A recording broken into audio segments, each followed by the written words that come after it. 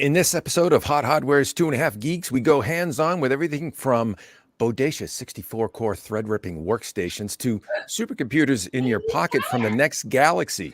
Next.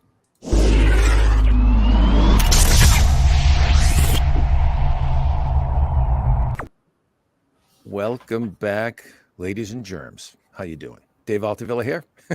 Hot Hardware's 2.5 Geeks live stream. Welcome back, brothers and sisters. That was a little bit of little child action in the background there, folks, in case you hadn't heard that little Whoops. Munchkin Land chuckle. That was great. It was good. I have my headphones in, so I didn't hear it, but Sophie is about 8 feet away from me playing on her computer, so there's a strong possibility of some singing and some interruptions. Would you have it any other way? It's fun. What is she playing? Anything good? She likes to play these Clifford videos and sing along. So since she was nonverbal a few years ago, we encourage her to sing and talk as much as she can. So you kind of got to deal with it. I bet you wish I was nonverbal sometimes. Not sometimes, all the time. Come on, I teed it up for you. You could have gone gentle. You set it up. I'm going to knock it down, brother. Yeah, I know. Well, hey, good to see you guys. As always, thanks for joining me, and thanks for all our watchers and listeners right now for joining us for yet another 2.5 Geeks live stream. Tons of stuff going on right now. You would have thought we would have gotten a break after CES, and now we're leading up to Mobile World Congress. So all the mobile guys are firing off now, and but the PC and workstation crowd hasn't exactly taken a back seat either. So no rest for the weary, and that's just fine. With that, let's go around the horn a little bit. Marco, what you got cooking on the burner? I have a certain processor running right next to me that we can't talk about yet. And I have an insanely awesome 13th gen RTX 4090 powered MSI notebook to this side of me with an awesome mini LED display that, if you thought the Razer Blade 16 was powerful that we reviewed a couple of weeks ago, wait till you see the numbers out of this thing. It's awesome. So this is a boat anchor of a gaming laptop, is it? I'm going to unplug it and pick it up. I wouldn't call this a boat anchor. So it's big. My shoulder's about to dislocate, but oh no, it's not too bad. Oh yeah, like 17 inch. It's got some Italian fingerprints on it right now. Those will be removed, but physically it's exactly like the previous gen GT77 Titan that we looked at a few months ago. Internally, it's got updated cooling, 13th gen RTX 4090, plus this particular one's got 64 gigs of RAM and a 4 terabyte SSD. So why not? not a low end configuration, but I got to tell you, I love, when I travel, I take little tiny notebooks. This thing has got a Cherry MX mechanical keyboard. It's got a mini LED display that is bright and beautiful. The sound is awesome. The performance is awesome. If you like big notebooks or you're shopping for a gaming notebook specifically, and you want like a no compromise solution with some of the gaming gaudy style, you have to accept that unless you go for something like the Razer. This thing's nuts. So stay tuned for the review. It didn't look too gaudy. I mean, it's got some angular, design action going on there, but the color profile wasn't bad. It looked pretty subdued. Yeah, it's not off the charts like some other gaming notebooks, but when it's all lit up and the RGB is blinging, it's you could tell it's a gaming notebook. It's disco nights, baby. That's all good. Why not? And Chris Topher, what might you be kicking the tires on right now? Well, I've also got a laptop that's a bit at the other end of the spectrum, though I will say it's still large. So this is the Samsung Galaxy Book 360. So I can do this and cause some panic, but it's fine. Ow! Yeah. So this is I want to say, was this a 17 inch? It's quite large, but very, very, very thin. It's not quite going to focus because my face is in the way. That's what she said. So you do get the creature comforts of a nice big laptop with yeah, as I'm stuck on the mic, full numpad on the side there. Oh yeah, look at that. So Ah. very good productivity, little on the go machine, especially if you like to take notes by hand using the included pen, which I have here, or if you are artistic, which I am not, you can always try with it. So getting getting some benchmarks run on that. It's got the i7, I think the 1360p. Yeah, Core i7 1360p. So 13th gen in there. Oh, Gen, yeah.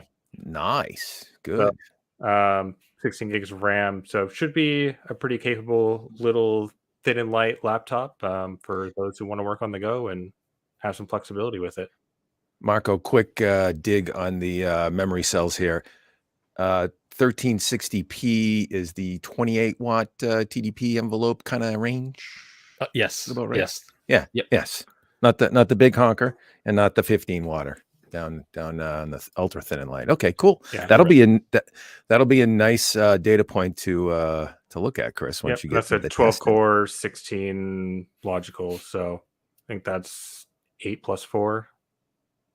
I think you might be right. Excellent. Trying to remember the P plus E core math is always a fun challenge. Yes. Still getting used to that. Yes. Good stuff for sure. So a couple of notebooks there on tap, one big and burly and one svelte and crispy, delicious OLED, I might add. Oh, yes. Beautiful OLED display on that. Samsung OLED's good stuff for sure. Behind me, you can see right there where my finger's pointing, that would be the Alienware Aurora R15.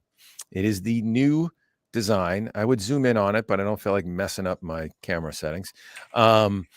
That is the new design with the 240 millimeter radiator. Okay, so dual 120 fan, large radiator, 520 millimeter fans scattered around the case. So redesigned cooling and thermal solution.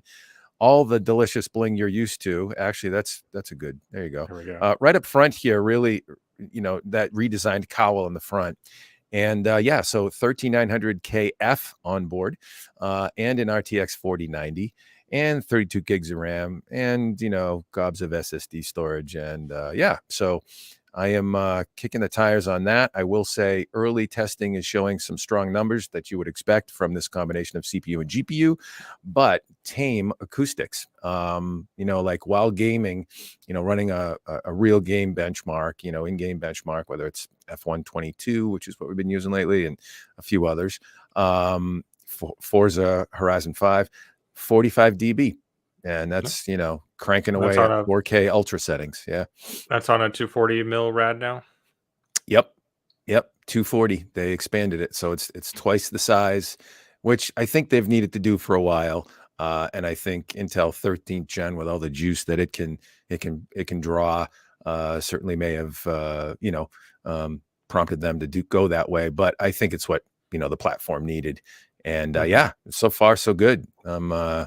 I'm looking forward to getting that in the pages in the days ahead. Hopefully sometime early next week if I'm lucky. We'll see. Yeah, 45 dB is not too bad at all. But Marco, you are muted. So sorry, you muted, Dave. The chassis was updated for better cooling too, right? Better airflow. Yeah, it is better airflow. Something? Yeah, no, there it is slightly redesigned chassis as well. There are 5 120 millimeter fans located throughout. So yeah, it's definitely got a better cooling solution and airflow solution in general. And I can't quite tell. Did they mesh the bottom of the side panel window for more air intake? Yeah, they did. Actually, you can't see it, but yes, that side window is perforated, which I think is excellent as well for more air intake. Yeah, at the bottom. So you get clean glass up top, perforated down the bottom, and it's well done, I think. But we'll see how it proves out in the benchmarks and all that good stuff in the days ahead. So stay tuned. Stay tuned for all that good stuff. Laptops and desktops, baby. Let's see. Let's talk about a couple of news items and then we'll get to the meat. Sounds like a plan, gents? Yep. Sounds good. All right. I'm gonna tee this up for I want to get Marco's take on this. Actually, Chris, you too. I'm going to drop this link in the chat. This is the OnePlus Buds Pro 2 review. Ryan on our team took a look at those, took a listen to them. I actually have one right there. It is now in my ear as an audio monitor. And there we go, right there. So very subtle yet unassuming. And it's the green. They don't call it I'm trying to figure what the name of the color of the green is in the phone, but Eternal Green is the name of the handset, but they don't call it Eternal Green. I have the green jammies right here. And it's a nice improvement. $179, a nice improvement in ANC, active noise cancellation, in my opinion. Better than the previous gen that way. A nice improvement in more balanced acoustics. Previous gen was a little bit closed off, a little bit too bass heavy, perhaps. You could fiddle with it, in terms of setting up the sound a little bit better and get that better for you. But these are more, out of the case, dialed in, such that you get nice crisp highs and still plenty of thump at the low end. I like them. I'm a little bit disappointed with the mic reception in that I thought they would have improved it over the previous gen, and it seems like with some of the spec upgrades they should have, but I haven't been able to prove that out personally. Marco, I know you've heard me on the phone with them, and I don't know. Anyways, thoughts, and we'll move on quickly. I haven't really found any Bluetooth buds or even headphones, these XM4s, that really make me happy with the microphone quality. Even XM4s, you got a lot more to work with. I forget the mic setup in these, but there's quite a few, and it still just sounds a bit thin and tinny, and it's not really why you're buying these. Yeah. So, in chatting with you when you were testing them, they don't sound bad. The mic didn't sound bad at all. But, Dave was testing these buds at the same time he was testing an Intel Unison notebook that, allows you to connect your smartphone through the notebook. And side by siding with the mic array in the notebook sounded much better. But these didn't sound, the OnePlus buds didn't sound bad. Now, in terms of my opinion of them, I can't really say because I didn't try them, but almost universally that style of bud, they just don't fit me. They fall out. Like I need buds that have, I don't know if I'm going to get this to focus, but let me try to hide my face here. So see how these buds have that little rubber hook that goes in your ear? Like all the buds that'll stay in my ear if I'm being active, I need something like that. So like a Bose bud, or these are some, cheap off-brand that I bring to the gym because I don't care if they get wet. And when I'm on the cast, these are a set of Jabras only because they're small. I couldn't take these out. These would fall out of my ears if I went to, go to the gym or something. In terms of the best ones I've heard, including the mic, they were Qualcomm Snapdragon branded M&W buds that came with these smartphones for Snapdragon Insiders. Those used like, I forget the name of the feature, but for, HD voice. Those sounded really good. Aptex. It's an HD voice feature for the mics, and those sounded great. But again, I can't really do anything physical with them. They just fall out of my ears. I don't know what it is with my ears. So I'm looking for something that fits my ear better. I've got one kind of this OnePlus style, but it's a really cheap Anchor bud because I've got a train that runs right behind my house all hours of the night. So without an earbud in one ear and my pillow against the other, it'll, the horn will blare and wake me up, whatever. But if I can find something a bit more comfortable to sleep with, I certainly wouldn't complain. Yeah, I don't know if I could ever sleep with buds in my ears. It's I don't even put on sound. It's literally like I know for the ANC. Yeah, no, I hear you, and I would in a heartbeat. I'd put both of these in, and the ANC would be great. But yeah, I just can't get used to something in my ear all night long. Even earplugs kind of bug me. But I will say, I take these to the gym all the time, and thump around with the weights and hit the elliptical and all that stuff, and I don't have a problem. So, yeah. I don't know. They stay in pretty good for me, but all ears are not created equal. That's for sure. Yeah. All right. Well, we'll move along and talk about something else since you mentioned Snapdragon, Marco. Qualcomm announced some interesting stuff, sort of pre-announced for Mobile World Congress. Qualcomm's new Snapdragon X75 5G modem elevates 5G connectivity with machine learning, which is all the craze these days. No, there isn't Chat GPT on board these things. Don't even ask that. But what they did do was to enhance the beamforming and antenna tuning, sort of on the fly reception and coverage tuning of the modem RF, the radio front end, with Tensor Core resources on chip. So, and then they even integrated the transceivers now so that you have millimeter wave and sub-6 on a single transceiver chip. So, a more integrated, lower cost, lower power solution. And pretty good stuff. They also announced a fixed 5G wireless platform based on the technology.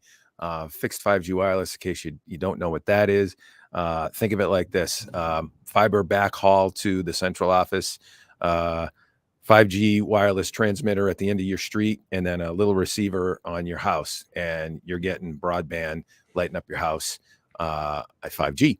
And gigabit kind of speeds are possible. Sub-6 can hit that. Interesting technology for sure. It continues the rollout of 5G. Any thoughts on this before we move along? Oh, I'd be interested to test it in person, because comparing latencies in particular with any wireless tech is always a concern. But seeing how that is versus a traditional wireless backhaul, kind of point-to-point receiver, and seeing how that compares, because bandwidth is great, but if you can't game on it or do video calls or that kind of thing because of jitter and everything else, then it may not be so useful. But my hope is that this, the fixed 5G solution would have better latency support. Well, prove it out. I will say that 5G in general, as it improves, 5G, I think it took the jitter specs, the latency specs, down to like half of 4G LTE or even less. It was a fraction of it. And so that's dramatically improved natively over, for 5G in general. But you're right. I think, where these are typically fiber backhaul, sometimes, 5G backhaul, but, imagine a Verizon, who has millimeter wave and sub-6 network, T-Mobile as well, and fiber network, being able to roll this and deploy this so that you don't have to run fiber for the last mile to the house or coax. And so, that's a huge advantage, and could be coming to a neighborhood near you. Michael? So having experienced this kind of stuff under ideal conditions at Qualcomm demos, I haven't experienced this particular, RF setup, but seeing what previous gens can do under ideal conditions, it's totally possible of supporting a home's broadband needs. I think it's the other side of the equation that's going to affect you more based on, where the, we're talking fixed wireless now. If you have a fiber backhaul, you don't have to worry about this. But if these are used in devices, I think you're going to be more at the mercy of the carrier, because these guys, they took the previous gen, and you have up to now 5x carrier aggregation, uplink, MIMO. So, better AI to tune the connection and optimize the connection as well. You factor all of that in, and it's probably, Qualcomm's the leader in 5G, so this is probably the best 5G connection possible with this RF setup. So, yeah, and Qualcomm's known for kind of doing this. We'll have this discrete solution, and then all of these features will likely come to an integrated solution with the next gen Snapdragon platform. So good stuff all around. Just sees the advancement of 5G here. Yeah, Chris, there you go. Thanks. So this is actually a great test I did. This was in my coverage at Forbes. Ryan also took a look. Ryan Wigwam on our team took a look at the OnePlus 11 5G that utilizes Qualcomm's current chip. The Snapdragon X70 modem is in the Snapdragon 8 Gen 2 processor SoC that's in that phone, and as well as the Galaxy S23 Ultra that we'll be covering shortly. This is a sub-6 5G download and upload, and the ping's a little, it's up there. 46 millisecond ping time is not what you would expect for home internet. You're talking about single digit to maybe 15 millisecond ping for the average home, broadband connection. But look at the download and the upload speed. That's better than a lot of home internet packages. So it's coming. It's getting there. Jitter is 8 milliseconds. That's pretty low jitter. But the ping, I've seen lower. I've seen pings in the 20s on sub-6 5G. But I was just impressed. This is right in my neck of the woods here. I didn't have to go to a baseball stadium or a football stadium to get that connection. That's sub-6 right out here in the burbs of Boston. So cool stuff. And the ping, you also have to consider that it depends on where the server you're running the test to is located. So there is more than just your, connection to the internet pipe to the world ping there. It's also that leap to wherever the server is, which could be a different server depending on where you're located or what the load is like and how it's load balancing you.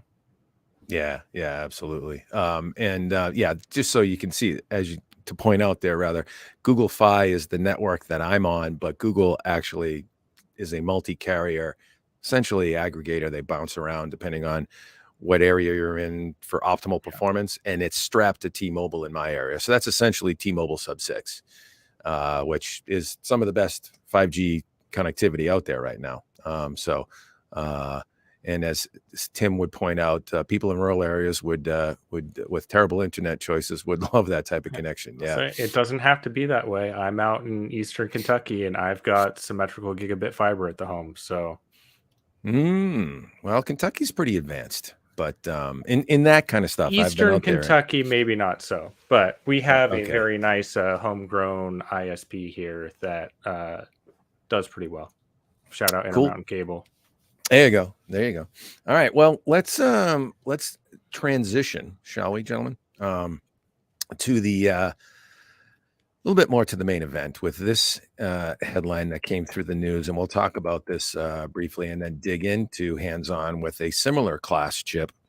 This is Hot Hardware's coverage of Sapphire Rapids hits workstation desktops with Intel Xeon W2400 and 3400 series CPUs. So that is the Intel Xeon W package right there. There's a family of W5, W9, W7, and many cores.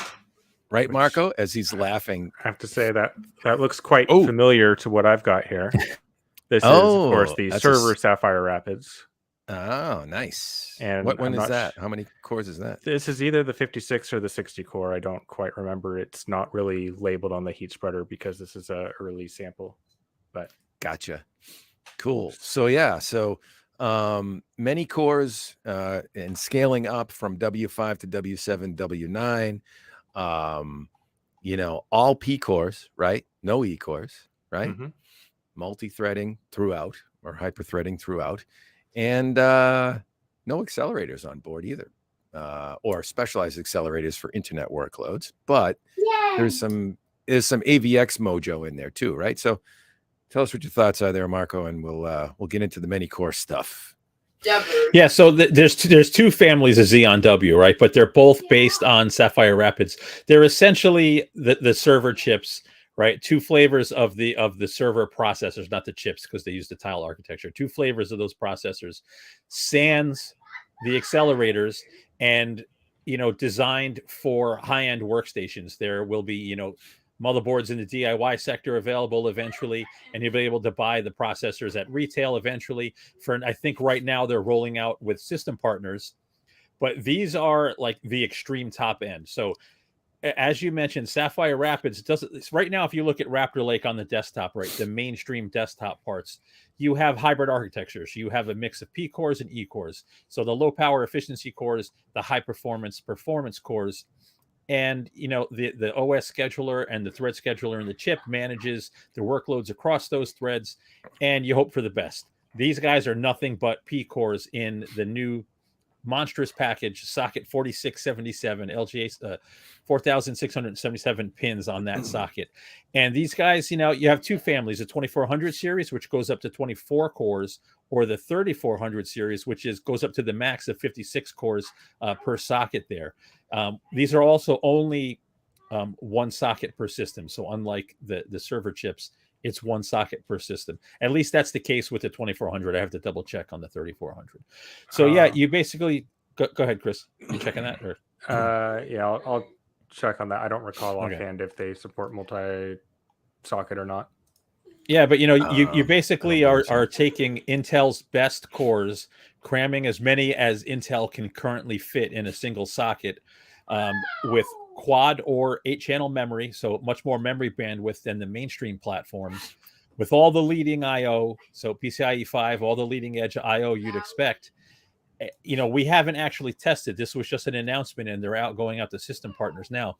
But these should be really beastly server chips. Like if you look at Raptor Lake with 8 P cores and the rest E cores versus AMD's latest cores, you still have Intel leading in many multi-threaded tests without using all P cores.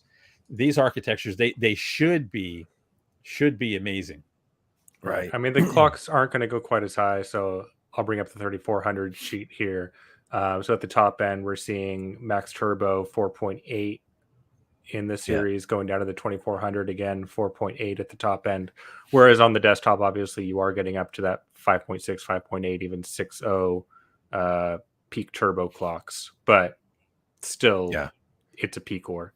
56 P cores to be exact, and 112 threads. Yeah, that's pretty juicy. But 105 mega cache too, L3 cache. Yeah. I mean, obviously, the more appealing part of this platform, even over the compute performance, is that access to higher memory with the 8-channel memory configurations and the 112 PCI Express 5.0 lanes that you have access to with the 3400 series. With the 3400, right? The 2400 series is half that. It's 64 lanes. Right.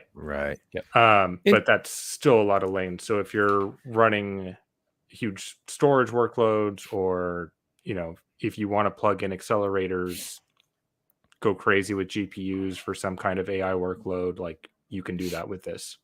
Yeah. DDR5 is only up to 4800 megahertz, but it is ECC memory or registered DIMMs. And so, that may be the reason for that. So I wonder if that bleed off of bandwidth, top end for Raptor Lake desktop is 5600 megahertz. So I wonder if that will make much of a difference. Marco, your thoughts there? Because I know you've been. It's not atypical. Yeah, I have to double check Raptor Lake. Atypical. But so Raptor Lake's only 2 channels, right? If you put 4 DIMMs in a Raptor Lake, it drops down to like 4200. It might even be 48. I have to check. I don't have that memorized. Right. But for this kind of setup, with a quad channel setup, you're rarely going to be memory bandwidth bound. So it's really getting that PCIe IO and all of those P cores. It should power through everything that you throw at it. Right. And I have to say the pricing on the W2400 is, for what it is pretty reasonable. I mean, you're getting a small premium over the desktop chips, obviously, because you got all that extra IO support. But if you're using that IO or using the memory, spending 2200 on a 24 core chip, that's pretty in line. That's pretty reasonable. Or per core, it's cheaper than Threadripper Pro per core. Yes. At least I checked 3 of them, and Intel was actually cheaper per core. Though you can spend thousands of dollars on the top end chips, per core, it's still cheaper than the top end Threadripper Pros. Interesting observation. Yeah. Wow. So 16 core W5 for $1,389 is not too crazy out of reach for some folks, if in the super enthusiast space. So I typically figure about $100 per physical core is a pretty good baseline. If you're, some will be a little higher, some a little lower, but that's generally a decent rule of thumb. Maximum memory capacity 2 terabytes. You can load them up. Well, hey, this is good stuff. I hope we get a system in soon. Maybe from the folks at Intel or one of their OEM partners. Marco, any rumblings on that, by the way? I wonder. Yes. Soon. Rumblings. That's it. Rumblings. So that's all we can say. So I don't I don't want to get anybody at Intel in trouble. Hopefully we'll have one soon. That's all I'll say. That's it. There you go. Yeah. There you go. Excellent, Smithers. Well, stay tuned then for Marco's coverage of the bodacious and burly Sapphire Rapids Xeon W from Intel. That is coming to a web page near you soon. I hope you get 56 cores, and then I'm going to come steal it. Hey, good luck. Good luck getting in the door. I mean, you want one? I've got another one here. Chris, stop showing off, Chris.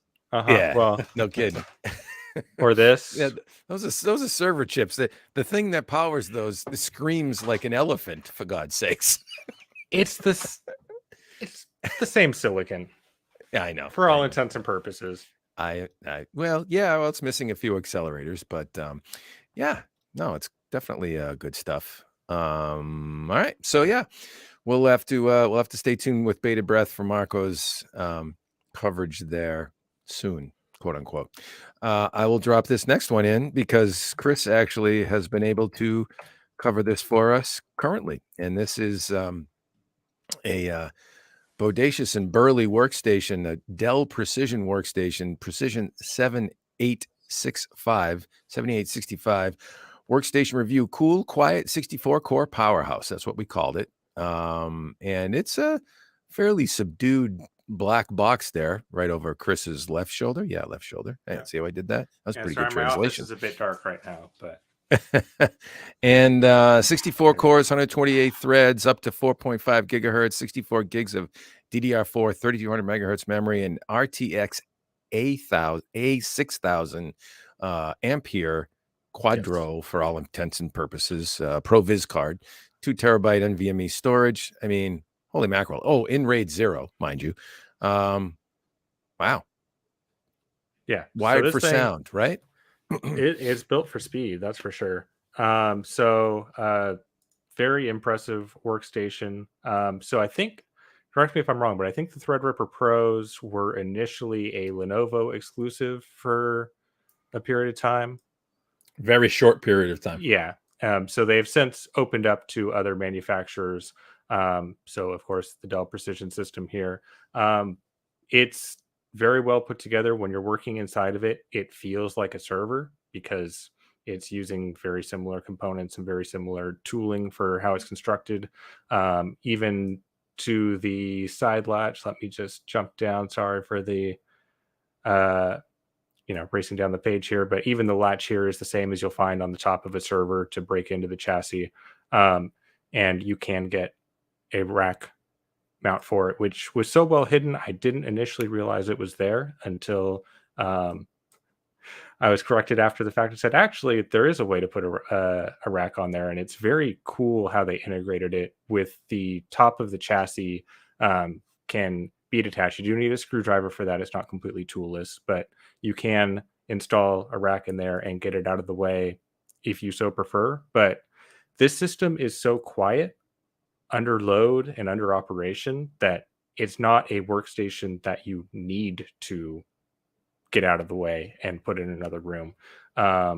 If I can jump over to the thermal testing and acoustic testing, under a worst case scenario where we fire up Furmark and Prime 95 running the small FFTs at the same time, literally maxing out GPU, CPU usage like no real world workload would, 45 dB at quiet a foot, maybe 2 feet away, which is not any volume level that I'm going to complain about, especially after working with the servers behind me in the room that I really should have measured those, but they were probably pushing 80 dB, and it's just about server grade silicon, and it has a GPU in there that the servers didn't. So really, really nice. I do see James's comment going Christ on us on RocketScape. RAID 0, yes. So they did outfit this with RAID 0, which amounted to really, really fast storage speeds. So I'll pull up the Atto disk benchmark here, and you can see it tipping read speeds in excess of 11 gigabytes per second, and that's PCIe 4 Gen 4. when you get the next generation of Threadripper Pro, or with these Intel chips we were just discussing, that you can have PCIe 5 on there, and you RAID 0 those, or maybe multiple together, you can get some probably truly insane speeds. But, you know, yes, there's some concern with data integrity with RAID 0, because if one drive fails, the whole array fails. But, you know, if you're dealing with mission critical data, you're running backups regardless. So if you can get the performance, why not? If you want to be more conservative and run RAID 1 or RAID 5 or RAID 10, go for it. You can configure it that way as well. Yeah. And actually, we should point out the processor here, as you pointed out, PCI Express Gen 4 support on the board. This is not Zen 4. This is Zen 3. Right. Threadripper Pro 5995WX is the processor on board there. 64 core, 128 threads, clocks up to 4.5 gigahertz. I mean, look at the Cinebench run. Yeah.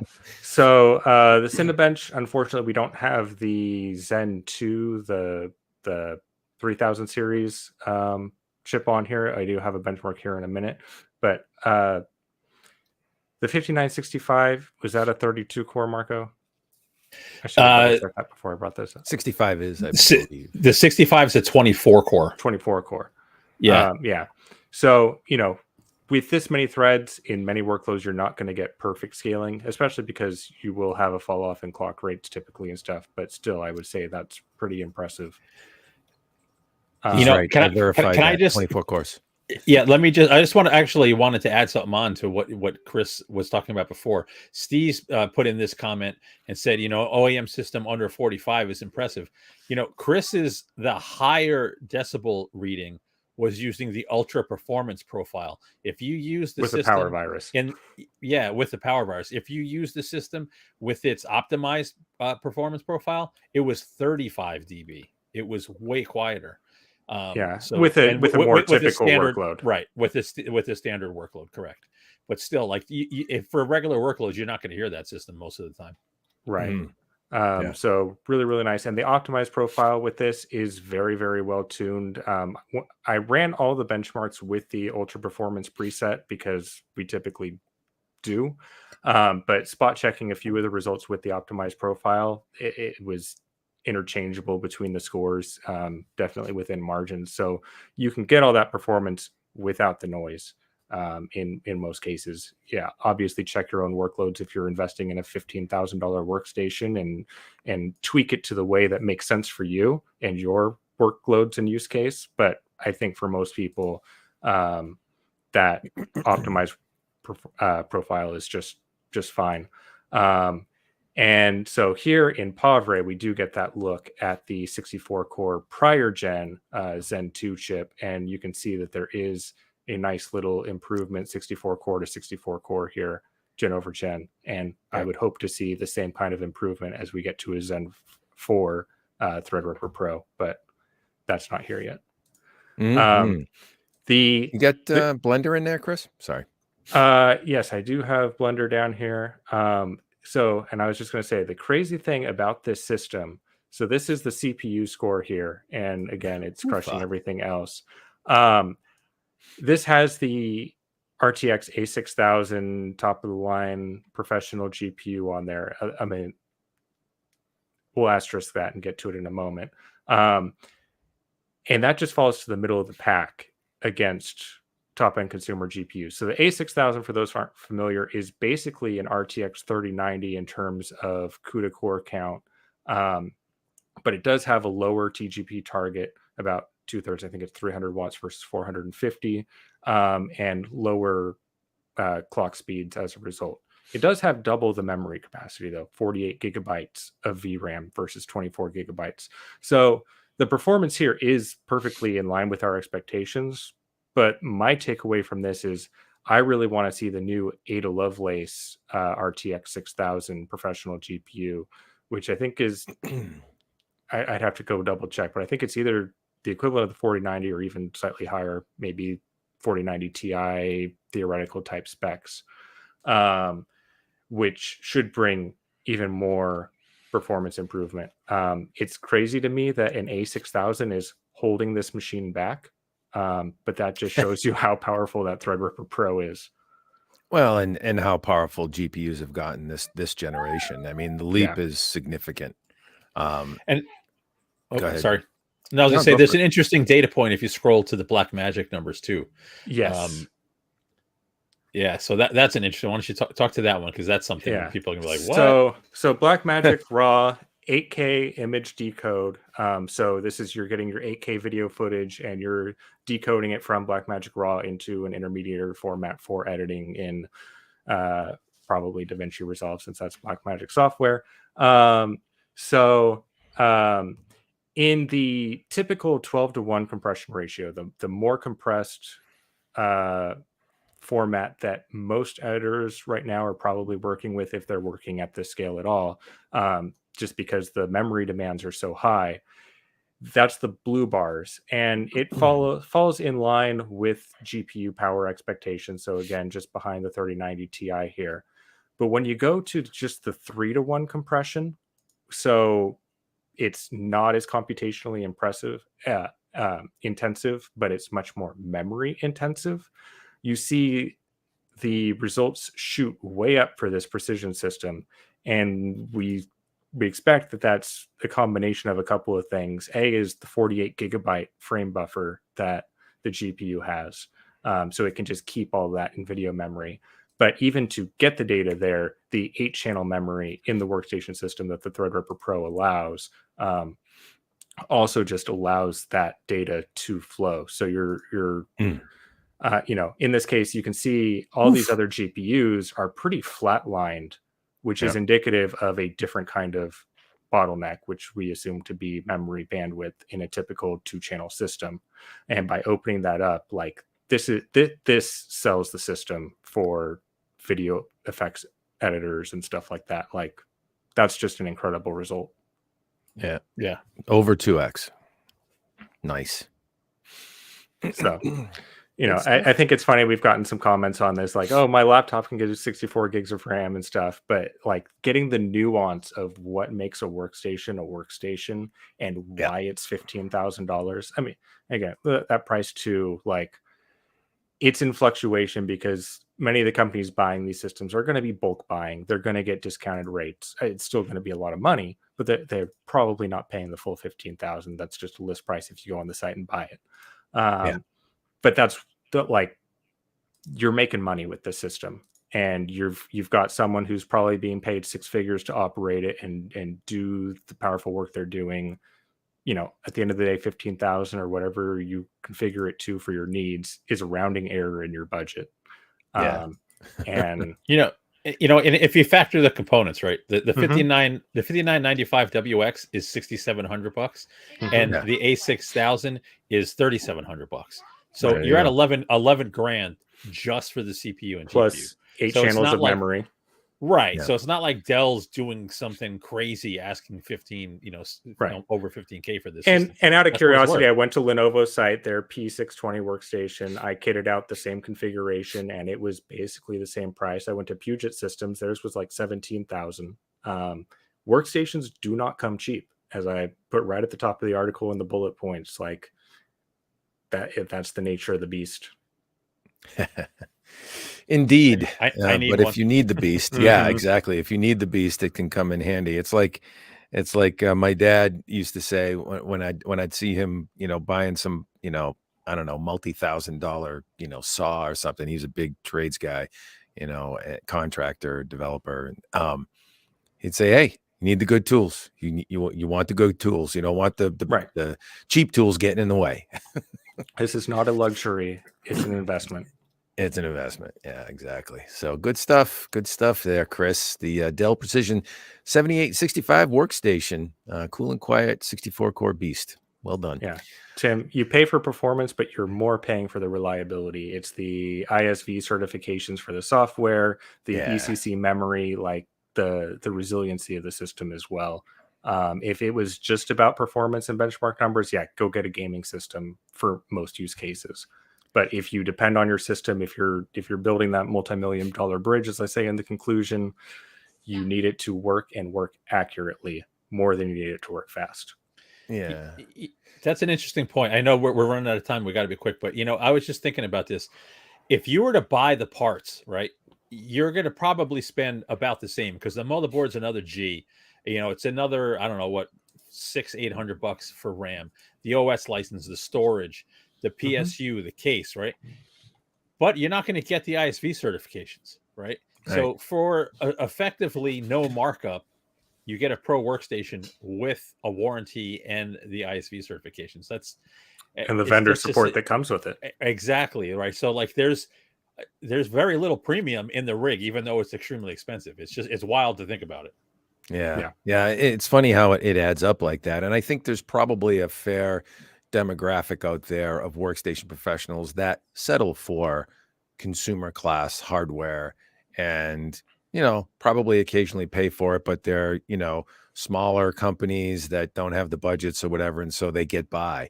But yeah, when it's mission critical, when you're, working for a serious, I don't know, production studio or something like that, or design studio, you don't mess around. You go with the good stuff. The A6000 in here is a really sharp looking card. And I like pretty, that. It's pretty nondescript. I will say that. It's Chris. so, I don't know. I like it. I like the industrial look. That? And the edge up here has these little gold ripples. I just think it looks nice. I'm a sucker for the minimalism aesthetic. Yes. Yeah. It's got a little extension bracket on the back, almost like it's, dare I say, compact. Yeah. Wow. I'm going to piss some people off and say it's very Radeon 7 like. Actually, no. On the squirrel cage Radeon fan. 7, yeah. Radeon 7 had 3 fans, but yeah, it's very Vega like. Yeah. I don't dislike it. If it's it's not loud, clearly. I mean, even with that squirrel cage fan, it's not loud, right? So, I mean, obviously at 42 dB under heavy load, it's not making a racket. And that is, again, on the cooling side, what surprised me in how well it ended up performing, because the CPU uses a passive tower cooler. Let's see, I've got a shot of it here that you can kind of see. This is more to show the 8 channels of memory, but there's no fans on this. The fan is part of the baffling that goes over it, and there's just a 60 millimeter fan here. Wow. And if you see one of those in a server, you expect it to be very, very loud, screaming. And it's not. And it's evidently effective. So kudos to Dell for figuring that out and making it work. Yeah, it's a different ball of wax for sure. Good stuff, Chris. Thank you very much. Let's move on. Let's move on to the supercomputer in your pocket that Marco is starting to kick the tires on. But Miriam from our team, actually took a look at and did a full detailed deep dive review. Samsung Galaxy S23 Ultra review, a dominant Android phone. Wow, that's quite the headline. I think Marco, you and I may have wordsmithed that a little bit because it is pretty dominant. It's got Snapdragon 8 Gen 2 for Galaxy, a special bin of the SoC that Samsung has a lead on the market for at least a few months. We don't know how long. It wasn't discussed. And the thing is, it basically everything but the kitchen sink on board. Wireless charging, 5,000 milliamp hour battery, 256, 512, or a gig of storage, 8 and 12 gigs of LPDDR5X RAM. I mean, what else do you need? And a camera that's 200 megapixel camera. I won't get too far into the weeds and the specs, but this thing is loaded for bear. And at $1,199, it's at least not any more expensive than the S22 Ultra before it. Is that fair? Is that right? Did I get that right? You did. And, right. So I think, Miriam did the full review already. I think I'm probably going to explore photography versus a main competitor. We're going to figure that out. But I just set mine. I just got it yesterday, right? I just set it up. So versus the S20, which is my daily driver, this is the S20. This is the S23. It's effectively it's the exact same size. It's slightly wider. These both have clear TPU cases on them. So, you get a bigger screen than well, it's the same exact form factor as the S22. But if you go to previous gens, you effectively get way more performance, a bigger screen. This has less rounded edges, so more displays available versus the previous gen phones. It really is built well, and arguably the best camera setup in a new phone right now. So, and with the Snapdragon 8 Gen 2 for Galaxy, it's a more efficient chip than the previous gen as well. So battery life is right there. So you get all this extra performance, especially in terms of GPU, with the latest platform, this beautiful OLED display, and you really don't sacrifice anything. There's no trade-offs going with this one versus the S22. So I'm digging it so far. Is this a S Pen slot down here? It is. So the Ultra, they got rid of the Note. So the S22 and the S23 Ultra have the S Pen built in. Yep, right in there. How's the software setup, Marco? Because that's one of the things, I'll be honest, that I kind of rub up against a little bit with Samsung phones is that, they tend to reinvent the wheel a little bit more so than they should and just let Android do it. I will say that OnePlus is now taking a page from that, and Oxygen OS has more unnecessary reinvention in spots than I'd like. But how's the software setup? Is One UI, have you gotten a chance to kick it around a little bit? I have. So my S20 is my daily driver, so it's completely familiar, and I'm so used to it. Like I couldn't even nitpick at this point. And the problem with all these phones, if you're going to differentiate and add different features and different camera arrays and different abilities to your sensors or cameras, what have you, you kind of have to tweak the OS and have some custom hooks in there. Yeah, I'm okay with it. The years of me modding ROMs and throwing cyanogen mod on old Galaxy phones are long gone. I've been on my S20 for 3 years now. So it just feels like a faster, more refined version of what I had. So my initial impression is good. I've only had it for a short time though, but initial impression is it's going to be a good experience for me. I think the last phone I rooted and ROMmed was the Nexus 7. Rooted oh my gosh, nice. And even then, I think I Sounds only dirty. really ended up rooting it, and I maybe threw a ROM on it and put it back to stock. Yeah. I don't remember the last one I did. I used the flash phones while I was driving down the freeway. It was bad. For me, it's like even the Samsung keyboard. I'll go and install Gboard and make that my primary keyboard and do a few things like that just to get back to the bone stock and Android experience. But I will admit, the last time, I think it was the S22 series, I was in an S21 fan edition that I looked at.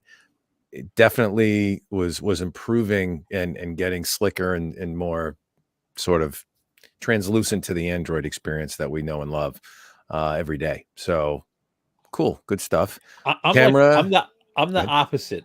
I was going to say, I tend to not want to mess with the device when I get it because I want to experience what that OEM was doing. And then once you get used to it, you realize why they did things a certain way. So, and again, for me, I'm already using the Samsung keyboard. So there's no transition for me. It's just what I'm familiar with already. So I'm looking forward to, I tell you what's going to keep me from switching is all my, is all my boosters in Candy Crush that I'm going to lose. Are you serious? Oh my God, dude, that sounds so old man. No, that was a good joke though. I'm only half joking. Yeah, you're only half. I know that. That's the thing. I know you're only half joking. No, you make a good point. I always live with a phone as it is out of the box myself when I'm actually reviewing it or evaluating it in some way. Drop my SIM in it and live on it for a couple weeks and see if I can get used to it easily. If I get a lot of friction in spots, that's when I'll, make some judgments based on that. But I am used to Pixels and, previous versions of Oxygen OS from OnePlus that, admittedly were just clean Android. So yeah, I should probably go back and take a look at it. What are you hoping for with the cameras? 200 megapixels. I mean, it's not the megapixel race anymore. It's all about computational photography and optics. Right. But So I'm a anyways. bit of a snob.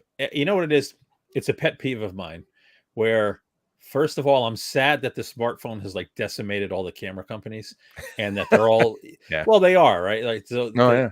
there's Point so and shoot. few like point and shoots are gone. It's really only pro cameras being sold nowadays. Yep. And you hear, oh, it's SLR like no, right? No. They're awesome. They're awesome cameras, and the best camera is the one you have with you at all times. So Right. in terms of the quality output from this camera, I can't imagine anyone being unhappy for a smartphone camera. If you're a pixel snob though, and you really I'm compare to even even if you take an old previous gen 16 megapixel micro four thirds, right? So the base level pro camera, once you start getting into professional cameras, if you pixel peep, you will get more detail out of those sensors. Why? Bigger pixels, bigger Better wells to optics. gather light, right? Better optics. So you get, for what a phone is, probably the pinnacle of photography and videography. I'll do you one better. I was just going back through photos from my Droid X earlier today. Mhm. My first Android phone, and I would put those up against a lot of modern smartphone cameras because If you the don't things pixel peep. that even pixel peeping with some of the photos. So things that have improved are the autofocus. I think the general dynamic range has improved. Yeah. But the detail when you got a shot right, I don't think is noticeably different from the Droid X to any of the smartphones today. I'm going to agree if you're sharing on social media. If you're pixel peeping, there's just way more detail out of the newer sensors. Yeah. I like to look at images at full scaling, filling whatever screen I'm looking at, my 27-inch 1440p display. Going in one-to-one on any camera, even a DSLR, I don't think makes a lot of sense unless you're just refining fine details during the editing process. But when you're actually looking at the photo, that's what you need to be more concerned with. And I don't think smartphones even stand up at that level versus a DSLR. I think, Chris, you make a good point about if you get the shot, and I think that's what computational photography has given The us. reliability has improved, but dramatically. Yeah, the best dramatically, potential hasn't. Yeah. What's that? Oh yeah, the best. Yeah. Okay. So yeah, if you want to futz with it and you're not like the average Jane or Joe, you want to pull the phone out of your pocket and snap a shot real quick at Johnny or Janie's dance recital or whatever, and you need to get that photo on the spot. And so that's what a smartphone is charged with. And I think in that case, low light conditions, right? Night shot mode, portrait mode, where hey, let's blur the background because we don't care about that. We care about the subject. Instead of fiddling, and you'll fiddle with a DSLR too, or a mirrorless camera, you'll fiddle there too. The phone's going to get it 9 times out of 10 these days. Pretty darn close to what you're looking for. Right. I mean, I think we can agree that this is an action shot. 3 motorcycles flying through the air at once. Yeah. Yeah. And having just shot a basketball game at my daughter's school, I know how hard it would be to get that in focus with the action frozen on a pro camera body. Yeah. It's not easy unless you know what you're doing. Whereas you could do some amazing things. Everything's in focus on a phone because your effective aperture is f/16. But people don't understand that, right? Right. So that's part of the thing. Like the experience is better on a phone because you're going to get the shot. I mean, look at this. The average consumer does not care. They just want to know, when I pull it out, am I going to get the shot? Exactly. And that's it. There's the shot. Yep. And that's a cool shot. Yeah. Was that in Ryan's review? No, this is my picture on a Droid X in 2012. That's awesome. Okay. There you go. And he's asking if it could have been in a Samsung Galaxy S23 Ultra review. I wasn't asking that. Actually, that was Miriam's review, the OnePlus. It was Miriam's review. You're right. I was asking cool that, photo. but that's just a cool photo. You just did something cool with it, Chris. It must have been the photographer. Come on. Uh-huh. Exactly. Uh-huh. I was taking pictures of family, a few weeks ago, and a distant friend slash relative was like, "Oh wow, those are great photos. That must be a really nice camera." And I said, "Did you tell Michelangelo that it was a really nice brush that he painted the ceiling with? Come on." Shot composition is everything, folks. Let's Exactly. admit it. You don't care as much when the shot is just right and the subject is A beautiful. nicer camera is not getting you a better photo. It just might make it easier to get that better photo. Correct. Okay, there we go. We've had our philosophical discussion for the evening, gents. Good stuff. Well, I think on that note, we should wrap. Check out the Samsung Galaxy S23 Ultra review from Miriam Joie at Hot Hardware. And all of the reviews we mentioned today, I've dropped links in the chat, and we'll drop them in the comments below. Find us on the web at Hot Hardware. Thanks, Chris, for the prompt. hothardware.com. That's where you'll find us. Twitter.com/Hot Hardware, YouTube.com/Hot Hardware, Facebook, the same. We're everywhere. And on Twitch, Hot Hardware Twitch. Hopefully a few Twitch folks tuned in tonight. We have a giveaway coming, a gaming system coming. Probably going to be liquid cooled, right, Marco? Actually, next week, I believe they wanted to start early March, I believe. So yeah, stay tuned for details. Probably next show. So yeah, stick with us, and we'll be giving away some goodness soon. And Marco's going to have new CPUs to talk about. And next one we're going to have a guest. We're going to have a guest next week from yes, from AMD. Yeah, an AMD guest, don't you know? So maybe that gives you a hint. I don't know, but good stuff. And so yeah, stick with us. Hit thumbs up and subscribe, and so you get notified when we go streaming with that AMD guest. And we'll have fun for sure next week, where we hope to see you then. And in the meantime, we thank you so much today for stopping by.